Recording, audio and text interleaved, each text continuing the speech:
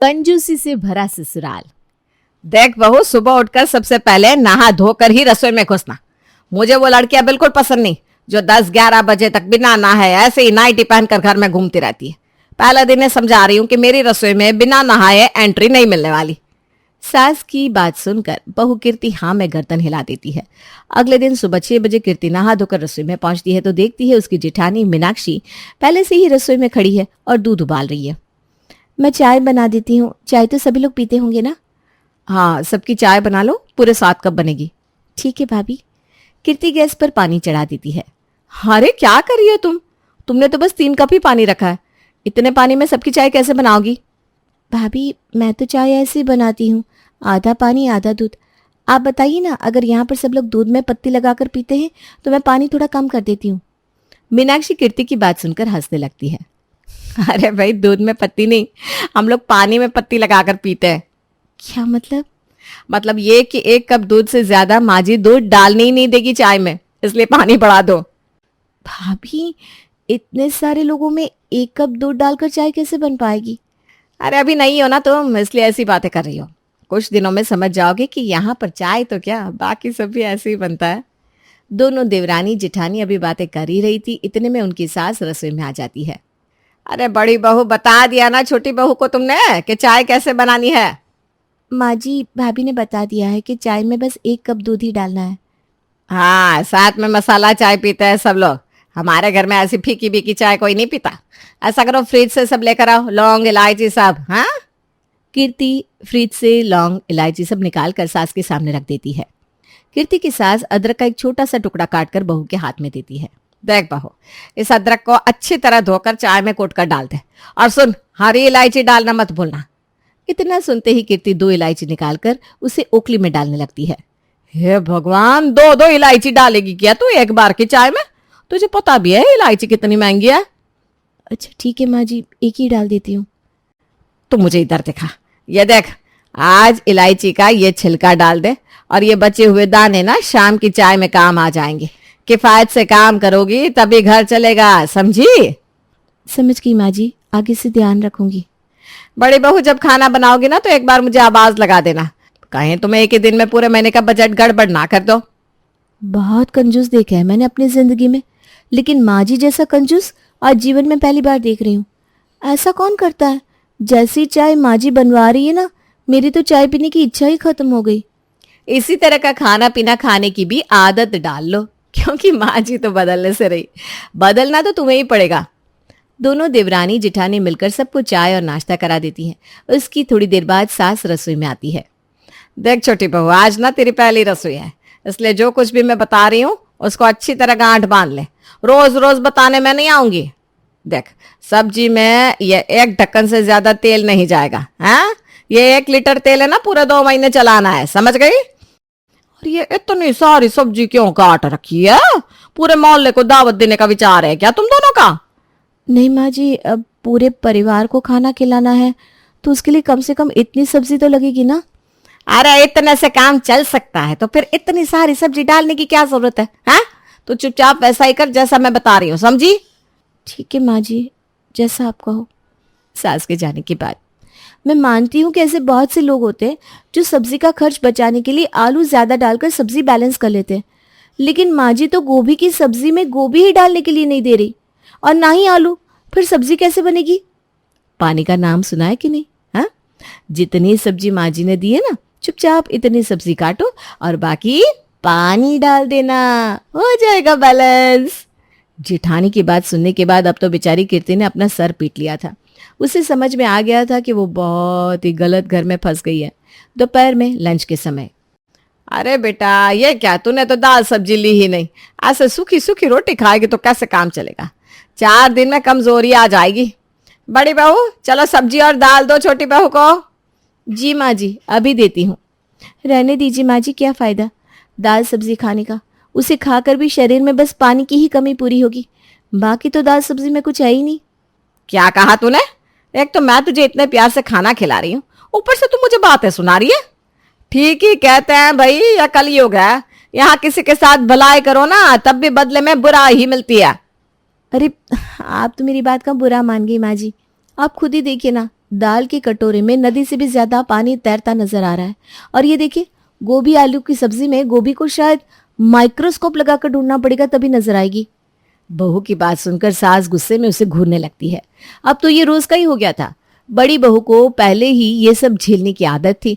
अब धीरे धीरे छोटी बहू भी बेचारी रोते गाते इस नए कंजूसी भरे माहौल में एडजस्ट करने की कोशिश में लगी थी। एक दिन, माँ जी, मेरे भैया का फोन आया है, आज शाम को वो मुझसे मिलने के लिए आने वाले हैं।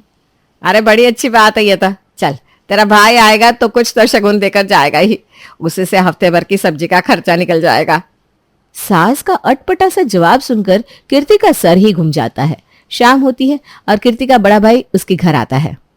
भाभी, मेरे मायके में कोई मेहमान आया ना तो मम्मी स्पेशल दूध में पत्ती लगाकर उसकी चाय बनवाती थी, और यहाँ पर तो सासू माँ एक एक बूंद का हिसाब लगाकर दूध डालने को कहती है।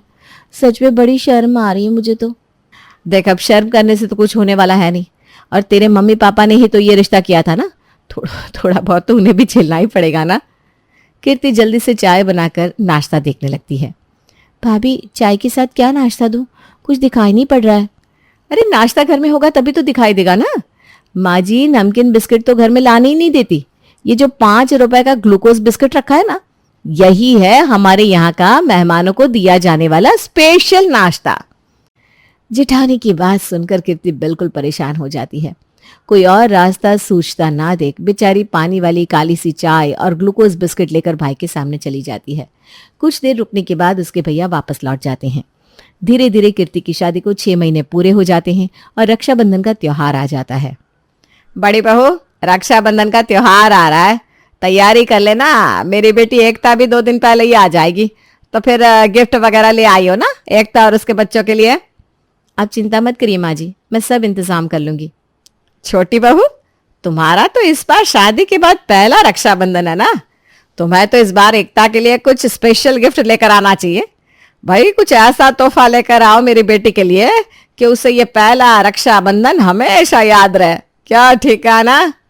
माँ जी, बिल्कुल ठीक कह रही हैं आप। ये पहला रक्षाबंधन तो यादगार होना ही चाहिए एकता दीदी के लिए। रक्षाबंधन वाले दिन सभी लोग नहा धोकर अच्छे अच्छे कपड़े पहनकर तैयार हो जाते हैं। कुछ ही देर में एकता रक्षाबंधन के लिए थाली सजाकर लाती है और दोनों भाइयों को राखी बांधने लगती है। दोनों भाइयों को राखी बन गई है। आओ भाभी, अब आप दोनों की बारी है, और जल्दी से अपने अपने पर्स की जिप भी खोलो, जेब हल्की करने का समय आ गया है। अरे क्यों नहीं भाई, बिल्कुल। रक्षाबंधन पर तो बहनों का अधिकार होता है शगुन पर। तुम्हें तुम्हारे हिस्से का शगुन जरूर मिलेगा।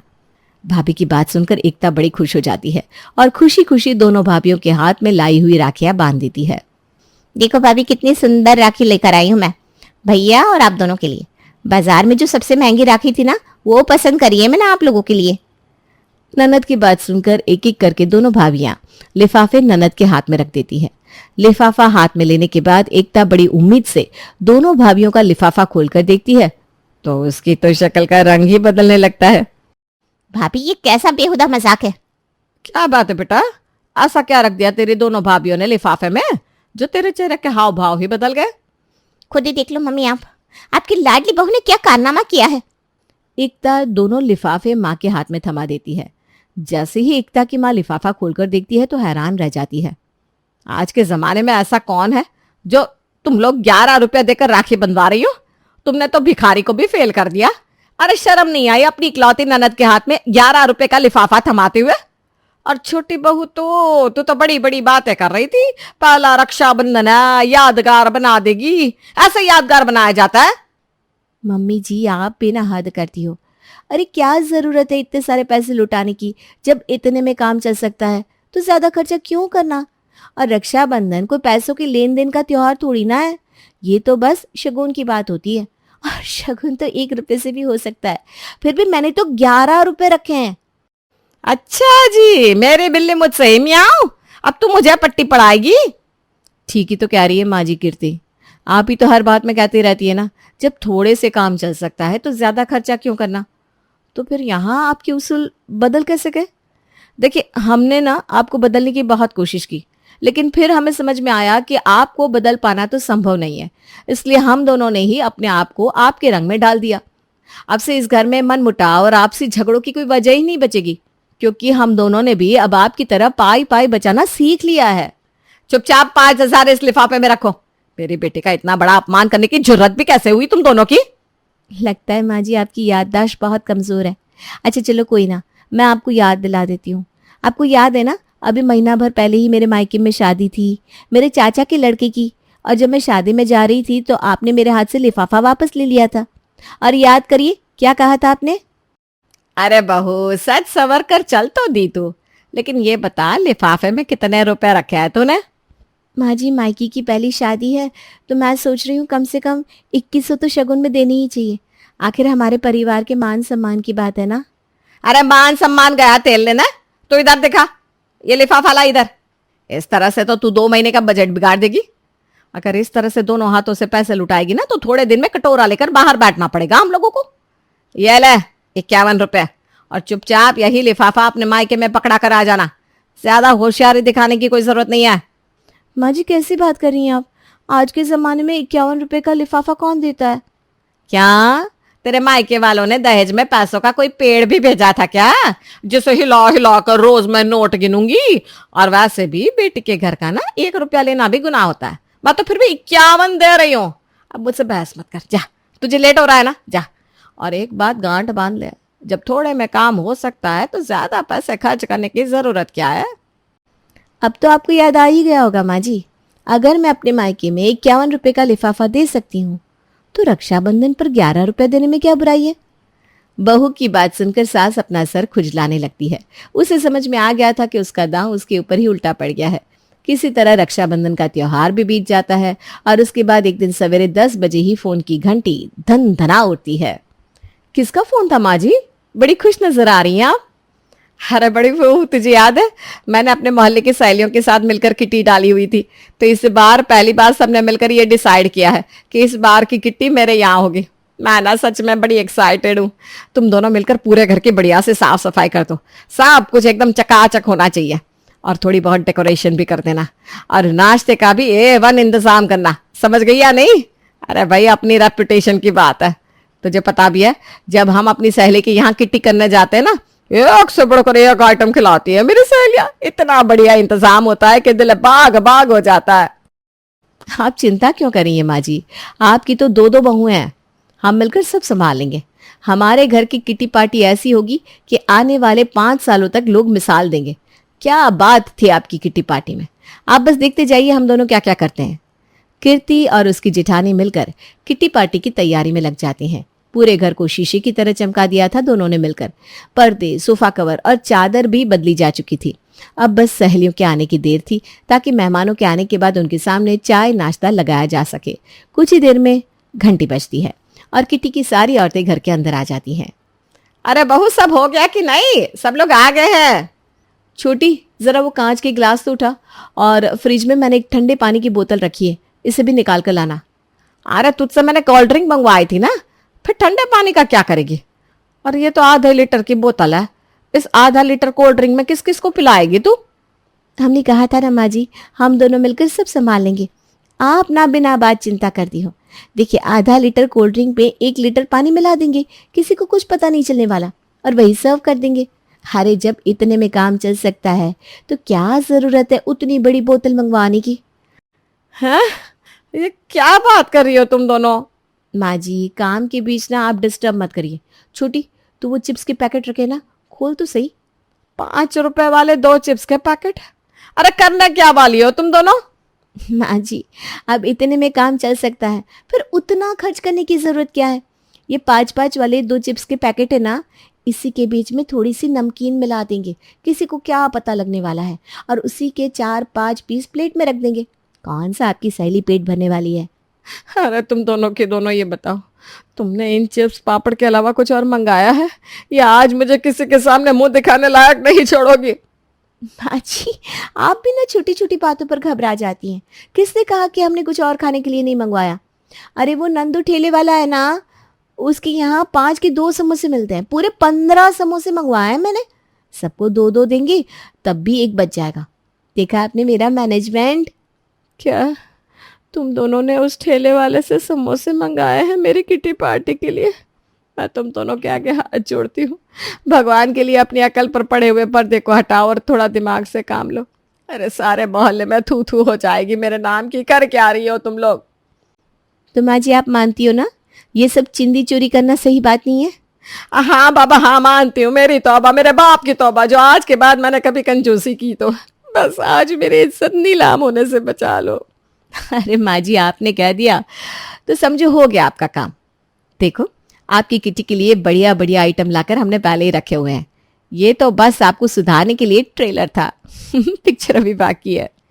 दोनों बहुएं सास की सहेलियों के सामने जल्द ही स्नैक्स सर्व करती हैं जो सभी को बहुत पसंद आते हैं। अगले दिन, अरे बेटा क्या जरूरत थी इतनी महंगी साड़ी लाने की? और माना कि गणपति उत्सव है, लेकिन उसके लिए इतना पैसा खर्च क्यों करने थे? कोई सस्ती सी ले आता। वैसे भी जब इतने से काम चल सकता है तो फिर उतना खर्च क्यों करना है? सुन लिया कीर्ति तूने? माँ जी चिकना घड़ा है, अपनी आदत उसे वो इतनी जल्दी बाज नहीं आएगी। फिर से शुरू हो गई है वो इतना उतना करने में।